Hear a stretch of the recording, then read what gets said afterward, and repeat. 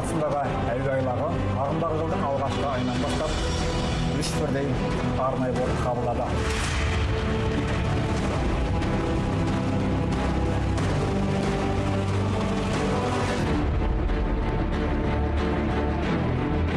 Бұл бір кездері жат ағымның жетегінде кетіп, жат жұртта жан тапсырған жерлестеріміздің есірлері мен жетімдерді құтқарған жусан операциясы болды.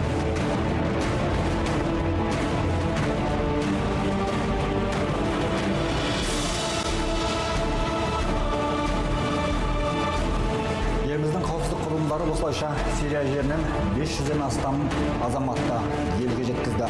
Гуманитарлық операция сәтті аяқталды.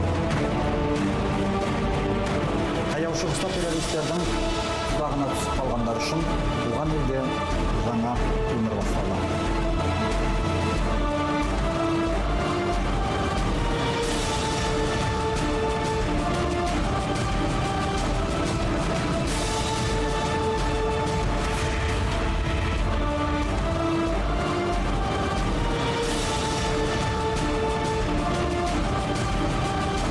Оқ пен оттың арасында күн кешкендерді оңалту қалай жүрді? Қазір олар қайда?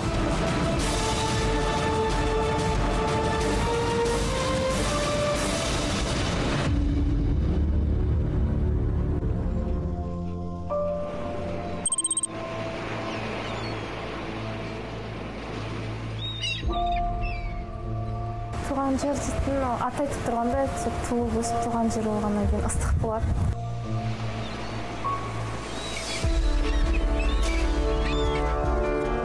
Кешкі Каспий, тербелген теңіз, бозарып батқан бейбіт күн. Көкжиекке көз тастап, туған жердің тамаша табиғатына тамсанған Әлия осы бір керемет күнді, баға жетпес тыныш өмірді көптен аңсады. Қанша балалық шағымды осы жерде өткіздім, білім алдым. Қызықты сәттер де болды осы жерде. Тыныш, өзіме қатты. Сондай сөзбен жеткізе алмай тұрмын, қуаныштымын оралғаны. Армандайтын келсем екен, сесіз қайтсам екен деп, осы үйде тұрып малпының қасына келсем екен деп. Көп армандағанмын. Атак өзім сөйтіп қатты сенбедім оралатыны. Қанша попытка жасап бола алмай жүргесін, қайта алмай жүргесін. Қайтқысы келгендердің көбісі түрмеге түсіп қалып, қиын жағдайда болып қалды. Әлия Маңғыстаудағы мектепті, Алматыдағы жоғары оқу орнын үздік тамамдады. Бірақ халықаралық қатынастардың қызыл дипломын алған бойжеткен жұмыс істеп үлгермеді. Себебі көп ұзамай тұрмыс құрды, одан перзент сүйді. Ал ғаламтор арқылы танысқан жолдасының жамағаты бөлек, ұстанымы басқа болып шыққан. Мен оның дінге қашан келгенін білмеймін. Мен оған күйге шыққанда уже намаз оқыдым, хиджаб кидім, орамал тағып, оған дейін намазды оқыған жоқ, хиджаб деген. И ол не айтады, соныкі дұрыс шығар деп соны тыңдап жүре бердім. Қандай бағытта оқып жатыр, қандай бағытта сынып отырғанымды сұрағандар жоқ. Қазақстандықтар Сирияға қалай аттанды? Олар бұған дейін қандай бағытты ұстанды? Қандай идеологияда болған? Олар кімдердің жетегінде кетті? Қандай қиындықтарға тап болды? Бірнеше бағыттар бар. Соның ішіндегі мынау сәләфилік, уахабилік бағыттың ішінде де олар бірнеше топтарға қазір бөлініп кетті. Соның ішіндегі ең қатаң тобы ат-такфир уәл хижра деген ұйым. Яғни намаз оқымайтын, немесе қандай да бір діннің шарттарын орындамайтын адамды кәпірге шығаратын топтар. Солар туыс-туғандарын тастап, әке-шешелерін тастап, мемлекеттің барлығын кәпірге шығарып, күпірлікпен айыптап, сол жаққа кетіп, біз ана жақта мұсылманша өмір сүреміз деген бұл арнайы топ. Атыраулық Айманда бір кездері өз мемлекетін, айналасын, тіпті туыстарына дейін кәпір санады. Басқа адамдарды бұлай қойғанда өз анасымен бір дастарханда отырмайтын жағдайға жетті. Мынандай бір жағдайларда болды менде. Мысалы, бір үйде үстелде анаммен отырған кезде, ол кезде анам намазды оқымайды, енді кәпір деп айтамыз ол кезде. Жаңағы тамақ ішіп отырғаннан кейінгі тарелкасын хлоркамен жуатын жағдай болды. Сен харам етпен жедің, ол маған жұқып кетеді деп. Немесе бір столда отырсам, мен де кәпір болып кетемін. Кәпір адам жаннатқа түспейді деп. Немесе мысалы автобусқа отырған кезде, көлікке отырған кезде орын бермейтін үлкен кісілерге, олар кәпірлер деп. жаңа бет аузым бәрі жабық болды ол кездері. Жек көрініш болды. Дүние жүзінде жалғыз сен ғана мұсылман сияқтысың, қалғандары оңбаған, жаман, кәпір, сондай соғыммен өмір сүрді. Сириядағы соғыс өртінің тұтануына 2011 жылы Таяу Шығыстың тынышын алған араб көктем атты толқулар түрткі болған еді. Үкімет пен оппозиция арасында туындаған текетірестің арты ақырында азаматтық соғысқа ұласты. Тараптар өзара қырқысып жатқанда ислам атын жамылған топтар жағдайды өз мақсаттарына пайдаланып, нәтижесінде Даиш ұйымы пайда болды. Ал уақыт өте Сирияның ішкі ісіне сыртқы күштер араласты. Соғыс одан сайын өрши түсті. Осы Таяу Шығыстағы босқындардың мәселесін зерттеп жүргелі 3 жылдың көлемі болды.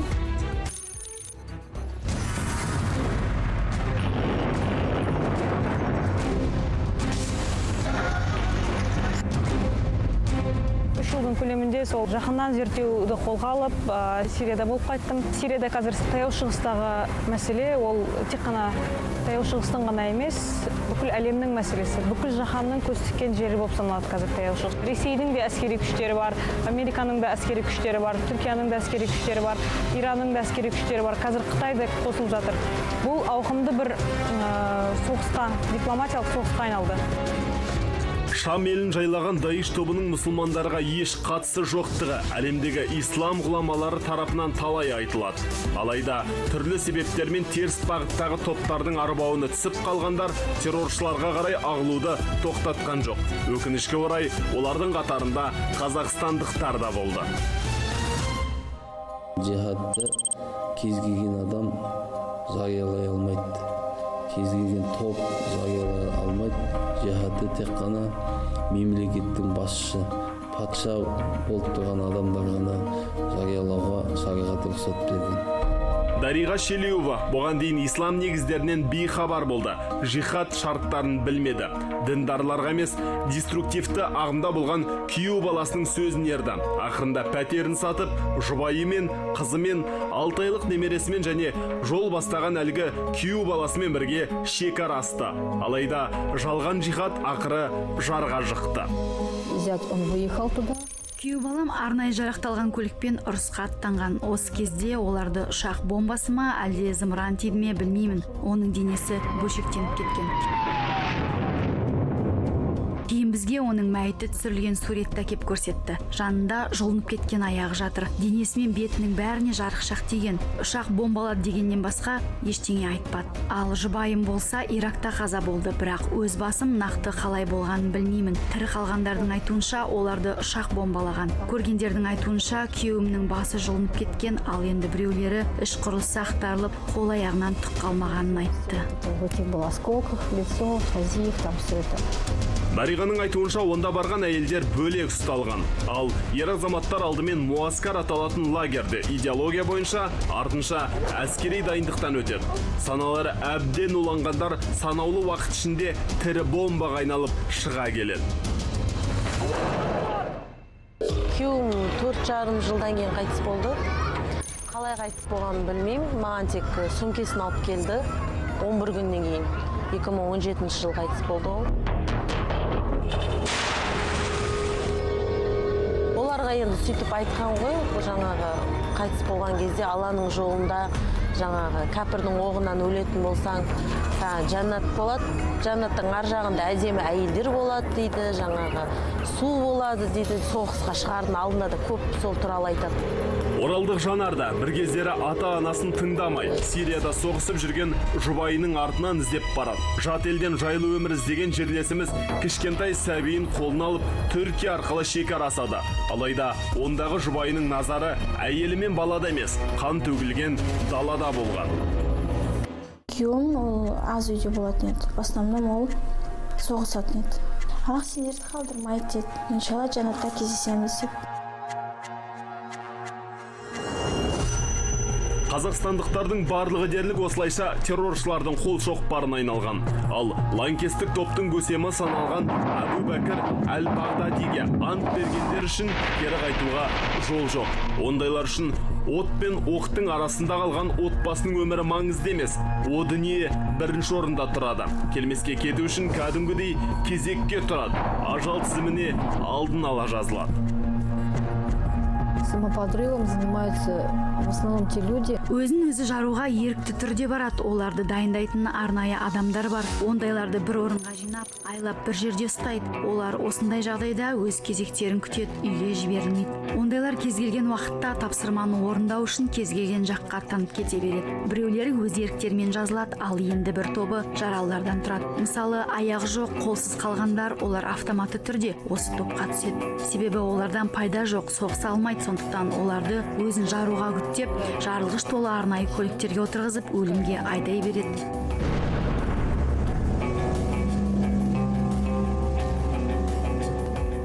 Жеребе тастайтын кездерде болады. 20-30 адамның ішінен бір адамды жіберу үшін осылай жасайды. Жеребе кімді көрсетсе, сол ажал аймағына аттанады.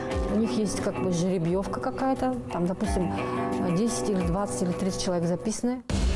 Адам өмірі мен өлімі осылайша жеребе тастау арқылы анықталған. Тіпті онда үлкендерді былай қойғанда, бұғанасы қатпаған балаларды ажал аймағына айдап салу белең алған. Осылайша талай отбасының тағдыры талқан болды. Бейгүнә балалардың болашағына балта шабылды. Сначала его отец сделал. Мысалы, бір отбасы болды. Алдымен олардың әкесі өзін өзі жарды. Ал одан кейін оның жасағанын кішкентай баласы қайталады. Оның жасы шамамен 12-де болатын, ал ол бала 8 жасынан бастап әкесімен бірге жүрді. Сосын мен оның өзін өзі жарып жібергенін білдім. Ал оның анасы да, қарындасы да Сирияда мәңгі қалды. Бәрі қаза тапты. Алдымен қызы өмірден өтті. Одан кейін әкесі мен баласы, артынан анасы бомбаның астында қалды. Ал онымен бірге қолындағы емізулі сәбиет бірге кетті. Сирия там, все умерли там. Сұмдығы сол, беліне жарылғыш байлап, анау дүниеге асыққандардың ішінде әйелдер де болған. Ал олардың артында еңіреп қалған жетімдердің басынан ешкім сипамайды. Олар да уақыт өте террорлық топтардың қаруына айналып кете береді. Өздері ерікті түрде жазады, өйткені барғысы келеді. Соған барылғандар жазады, кетеді дейді. Балалар бар, кәмелеттік жасқа толмаған, әйелдер бар. Ерікті түрде өлімге өздерін барып отырған. Жұмақ келетінде. Қанды қырғын, шектен шыққан қатыгездік, айуандық пен азаптау. Бұның бәрі лаңкестер басып алған аймақтарда күнделікті құбылысқа айналған. Тіпті терроршылардың адамдыққа жат әрекеттерінен радикалды бағытта болған қазақстандықтардың өздері жаға ұстаған. Балалардың көзінше адамдарды өлім жазасына кесу жүзеге асырды. Өртеу жазалары жүзеге асырды. Мына балалардың психикасына теріс әсер етеді деп қарсы шыққан үшін қамалғандар бар, жазаға ұшырағандар бар. Яғни мына біздің дінде жоқ қой бұндай айуаншылық деп айтқан үшін. Сондықтан өздері сенген діннің ішінде қағидаларына қайшы дүниелерді көрген. Жұмақты аңсап кеткендердің көбі Сирия сойқанның мұсылман әлеміне еш қатысы жоқтығын уақыт өткенде ғана түсінді. Алайда бұл кезде бәрі кешеді. Ал Даиштің шектен шыққан әрекеттеріне қарсы келгендерді қатаң жаза күтіп тұрды. Күйеуімді түрмеге алып кетті өздері.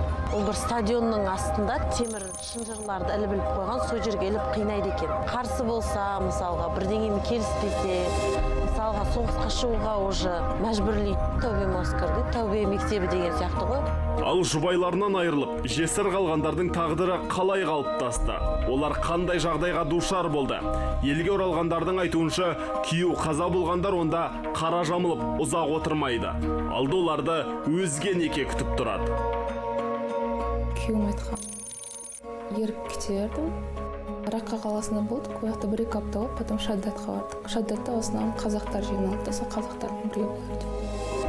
1 ай или 2 ай шамасында уже ол қайтыс болды. Мені қайтыс болды. А так видеосын, суретін көрсетпеді. Потому что ешнесі қалмады. А мен Шаддатта потом жарты жылдан кейін, может, күйеуге шықтым қайтып. Кішкене тұрдық та Раққа қаласына көшіп кеттім. Әлия алғашқы жолдасының қазасынан кейін бір емес 2 рет тұрмыс құрды. Бірақ олармен де дәм тұзы жараспады. Қазір оның әрбір некеден бір баласы бар. Оның айтуынша әйелдер үшін онда жалғыз өмір сүру қиын. Сондықтан амалсыздан өзге біреумен неке қиюға тура келеді екен. Ол жерде әйел адамдарға қиын. Военный положение, бір жаққа көшіп қону үшін де көмектесетін адам керек. Сол жағынан кішкентай балам болғасын. Өзім шештім.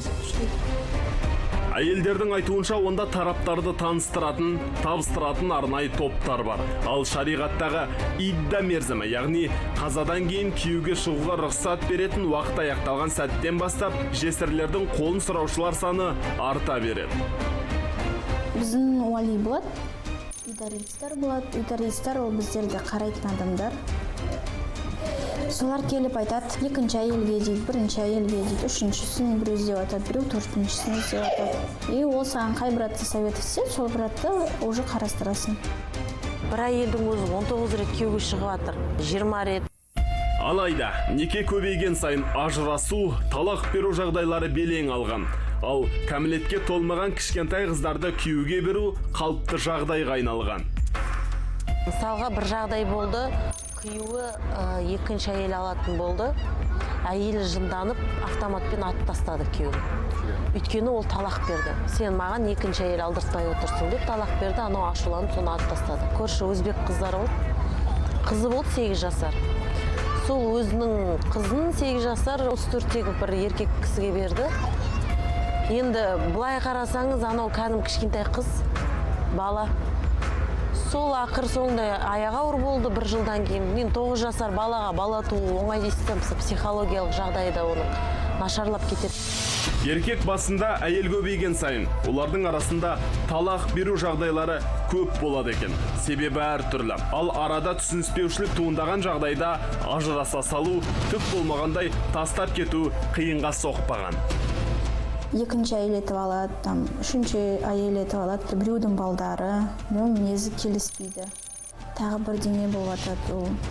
Сосын бірінші әйелмен қалады, қалған әйелдермен талақ болады. Дінтанушылардың айтуынша бұның бәрі жат ағым өкілдерінің неке атаулыға қамқорлық тұрғысынан емес, нәпсі құмарлық тұрғысынан қарағанын көрсетеді. Неке деген мәселе мәңгілікке қиылады.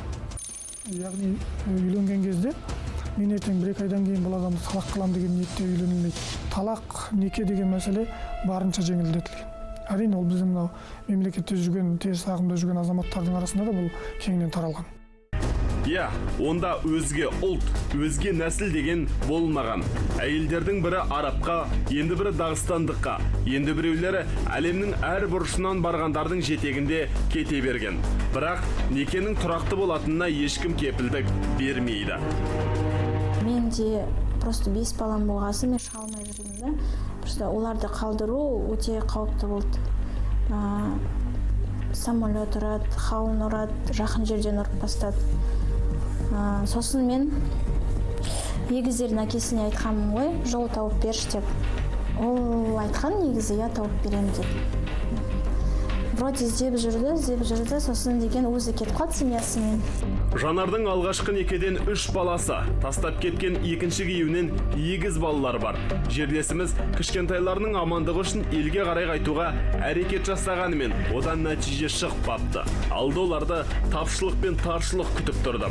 Араға уақыт салып олар тұрған аймақта аштық белең алады. Бір кездері ата-анасының асын харам деп кеткендер, бұл кезде тағам талғамады.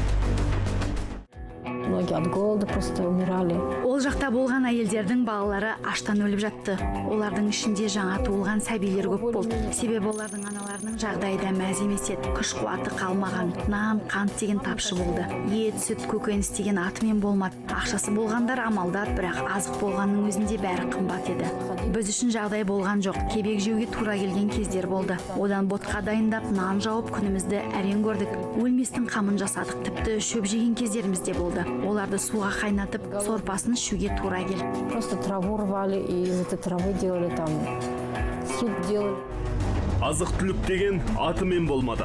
Адамдар ақырында мал азығын қоры кеткен. Ал бір кездері оларды халифат құруға шақырған жергілікті жамағат болса, азық-түлігі бола тұра олармен бөліспеген.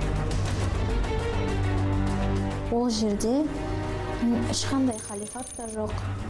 Ешқандай ойлап жүрген шығар, анда деген истинный мұъминдар бар деп, мұсылмандар деп. Жоқ, ол жерде олай емес. Ол жерде бір мгновениеда жоқ болып кетуі мүмкін. Анда брат сестралармен төлесіп жүрді. Браттар сестралардың иқабын шешіп жүрді базарда тамақ үшін. Ал уақыт өте, қазақстандықтар бір жұтым суға зар болып қалды. Өзеннің лас суын ішті, ластанған сумен жуынды. Оның өзіне қол жеткізу оңай шаруа болмады.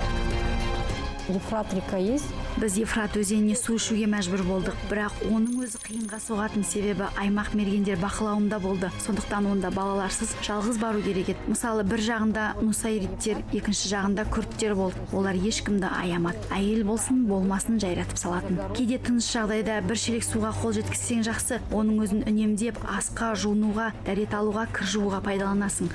Оның өзі таза емес, өзеннің лас суы еді. Басқа амал болмады. Ал одан балалардың іші ауыратын. Ну, это грязная вода была с реки. Қазақстандық әйелдердің барлығы дерлік жан сақтау үшін өз еріктерімен күрт жасақтарына берілген. Алайда онда да жағдайлары оңала қоймаған.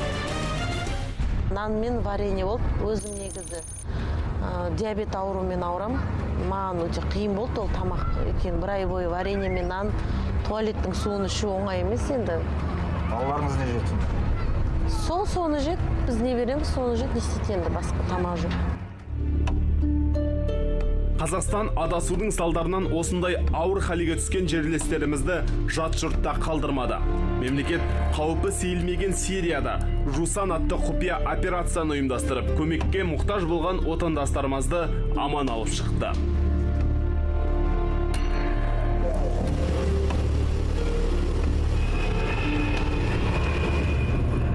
Жусан операциясы барысында біздің азаматтар, Қазақстан азаматтары, азаматшалары елге қайтып жатқанда басқа елдің азаматшалары неге Қазақстанның азаматы емеспіз деген өкінген жағдайлары да болған. Бұл да Жусан операциясының негізгі көрсеткіштері Қазақстандағы адами құндылықтардың жоғары екенін көрсетеді. Бізде Конституцияның 1-ші бабында Қазақстанның ең құнды ресурсы ол адам деп аталатын болған. Бұл көрсеткіште біздің құқықтық жүйенің жоғары екенін көрсетеді еліміздегі. Әлия елге жеткеніне әлі де сене алар емес. Себебі ол жақтан аман шығам деп ойлаған жоқ. Жусан жауынгерлерінің арқасында туған жерге жеткен жерлесіміз үшін бұның бәрі түс секілді көрінеді. Сирия сойқаны мен сұмдығы көз алдынан қазірге дейін кетер емес. Бірінші сол бомбежкаға ең қиын болған. Біз тұрған дәл үйдің қасында хауынлақтар. Сол мен бірінші балама қатты зән келтірді. Соның дауысынан ол қатты қорқып, мен қалтамда тұттығатын болды, қатты заикаться қалды. Жол болмады. Ол қиын болды жаңда. Тамақ жоқ, су жоқ, тұратын жерім жоқ, всегда көшіп келесің.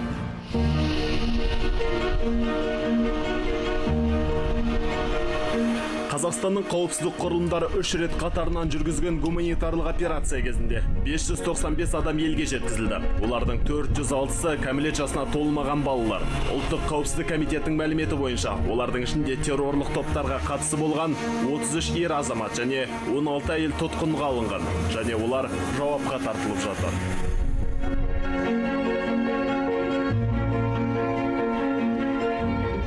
Бір жерге туристікке барып, қыдырып барған адамдарды қайтару емес бұл.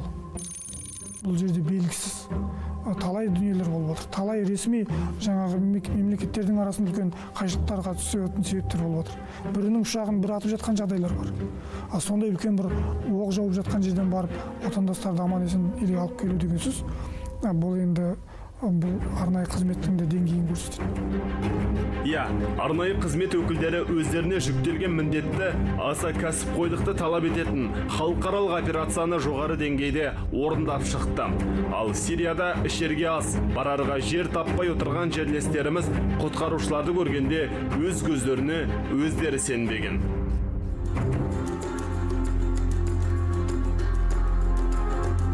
Когда мы приехали, нам сказали, что не переживайте. Бізге ең алдымен уайымдамауды сұрады. Менің онда қызым қалып қойған болатын. Бәрі елге жеткізіледі деді. Мен 1 ай бойы осы күнді сарғая күттім. Қазір бәрі жақсы, бәрі келді. Көңіліміз қалыпқа түсті.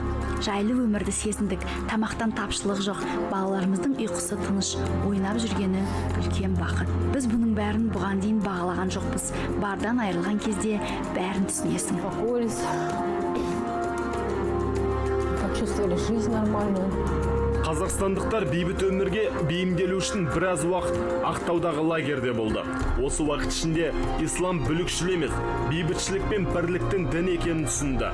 Тартысқа түскен тақырыптарды тереңнен таразылаған теологтарды тыңдады. Бастысы көзқарастар өзгерді. Менде енді өкініш бар, неге десеңіз, мен 6 жыл жай кетіп қалдым. Мен 6 жыл болдым ол жақта. Қиыншылықтан басқа ештеңе көрген жоқпын. Өзім ойымша, егер мен дұрыс жолда жүрген болсам, таза жолда жүрген болсам, мен Алла өйтіп қинамас еді деп ойлаймын. Ниетім дұрыс болса, немесе жақсы өзім таза жолда жүрсем, қара жолда осы қара бұлтпен басым айналмай жүрсе, жағдайым жақсы болатын бет деп ойлаймын. Қазір олардың балалары өз елінде балабақшаға барып, өз жерінде мектепте білім ала бастады. Ал аналарына жұмысқа тұру үшін мемлекет тарапынан әлеуметтік қолдаулар жасалуда. Бір адам, не дегенмен адасса да, санасы уланса да, ол не дегенмен де Қазақстанның азаматы. Сондықтан қайтадан қоғамға икемділігін қалыптастыру қажет. Қоғамға икемдеу де біздің борышымыз. Каспий жағалауындағы лагерде оңалту шараларынан өткен әйелдер мен балалар өз үйлеріне, туысқандарына қайта оралды. Олар үшін қазір отбасының ортасында болудан асқан бақыт жоқ.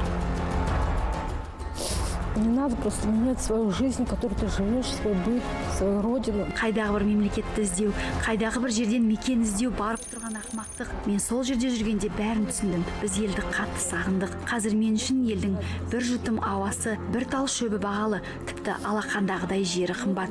Жайқалған жапырағы, өсімдігі ыстық көрінеді. Осының өзі үлкен бақыт. Мен басқа жағдайда айтып отырғаным жоқ. Бұрын түсінбегенді салыстыра отырып, бәрін терең сезінесің. Жақындар, туыстар, осында тұратын адамдар, кез келген ұлт өкілі менің жерлесім. Бізге бір ауыз жылы сөз айтқандары, басу айтқандары дем береді. Әрине, қазір ауыр, баспанасыз қалдық, бірақ ең бастысы біз жаңа өмір бастаудамыз. Без квартиры оказались там, допустим. Начинаем с чистого листа. Бұның бәрі олар үшін үлкен сабақ болды. Бірнеше жыл бойы бөтен елде бас сауғалағандар бір кездері жіберген қателіктерін өзгелер қайталамас үшін барын салуға әзір екендерін айтады. Қалай вербовкаға адам түсіп қалады, қалай бас айналып қалады, қалай ол жағдайдан шығуға болады деген сияқты. Экстремизмға, терроризмға қарсы жұмыс жасап жатырмын, бар күшімді салып, бар өзім осы жастарға түсіндіріп айтамын, әр жерлерге барып. Мемлекет оларға аяғынан тұруға, бәрін жаңадан бастауға мүмкіндік берді. Бастысы, артылған сенім ақталады деген үміт мол. Жетімін жылатпаған, жесірін қаңғыртпаған еліміз. Бұл жесірлер мен жетімдер біздің маңдайымызға сүйел болмайды. Аяғынан тұрып кетуге көмектесуіміз керек. Бұл бір жағынан сауап, екінші жағынан бұл өзіміздің қанымыз, қандасымыз. Қаңғытып қойғанымыз дұрыс болмайды. Бастысы, олардың бойында дәстүрлі жолмен жүруге, ұлттық құндылықтарды қастерлеуге деген ниет бар. Қателестім деп ойлаймын. 6 жылда жоғалттым, анда болған күйеуімді жоғалттым. Сонша жыл өзге мемлекетте заңды бұзып өттік қой, біз границаны заңсыз өттік.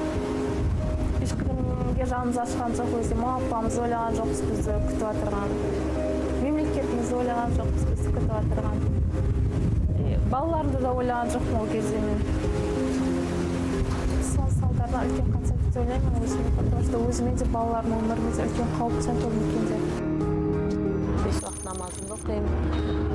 Абу Ханифамен біздің дәстүрлі діни жолмен өзім жүрегімде тынышталды, осы дәстүрлі дұрыс жолмен жүргеннен кейін жүрегімде тынышталады екен шынымен. Жусан жаңылған жандардың жаңа өмір бастауына жол ашты. Жусан жобасының арқасында отанға оралып, туған елде тура жолға талпынғандар Жусан Исан қыған жазиралы даланы еш нәрсеге айырбастамақ емес.